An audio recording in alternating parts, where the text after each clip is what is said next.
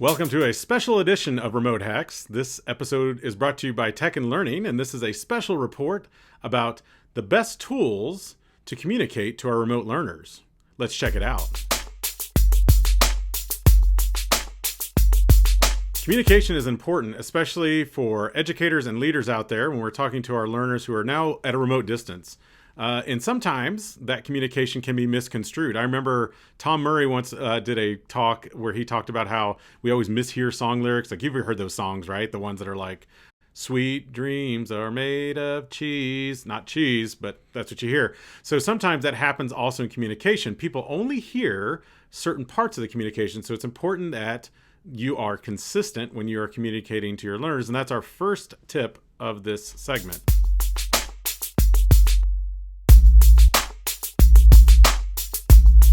And the first thing we're going to talk about is consistency. And here's what that looks like.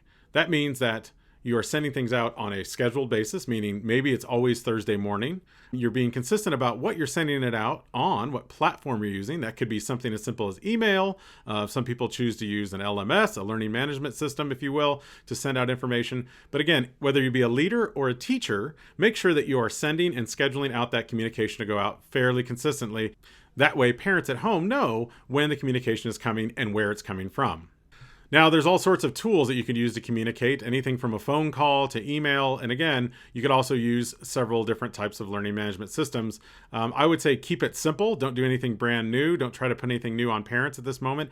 And then, of course, be sure that you're supporting your learners too. That's first and foremost. So before you go into any of the academics, make sure you're supporting your learners. And lastly, when it comes to consistent communication, make sure that you are setting clear expectations, meaning you are communicating that to the parents, what the expectation is for them to do at home, as well as to teachers, and teachers are communicating their expectations back and forth to mom and dad and to the students as well.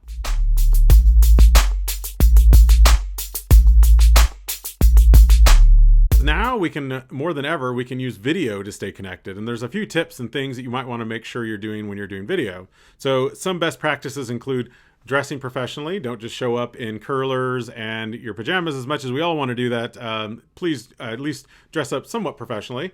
Number 2 is make sure, as best as you can, try to limit interruptions. I would be surprised if they do. Pardon me. My apologies.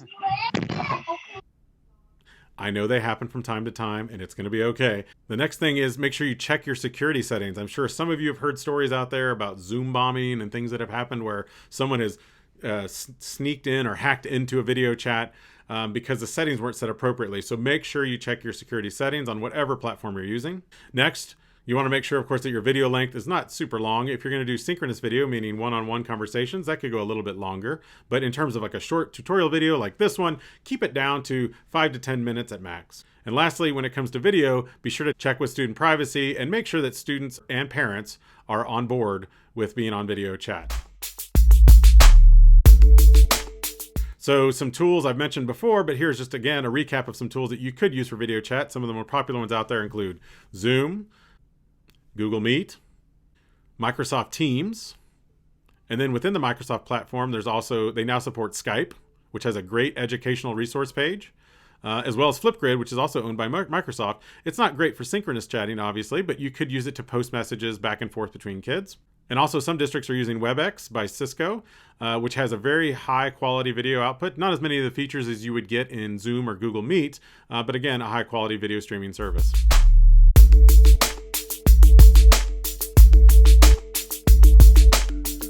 The last thing, or the third thing I would say, is make sure that you have some sort of feedback and reflection loop built into your communication. Communication is a two-way street, so just sending things out to people isn't really communicating. It's more unidirectional blasting of information. If you want to have communication, make sure there's some sort of looping with feedback. That means as a teacher, if you're sending something out, make sure there's an opportunity for students to give feedback as well as you giving feedback to them in terms of how they're doing with their learning. That makes it a lot more meaningful.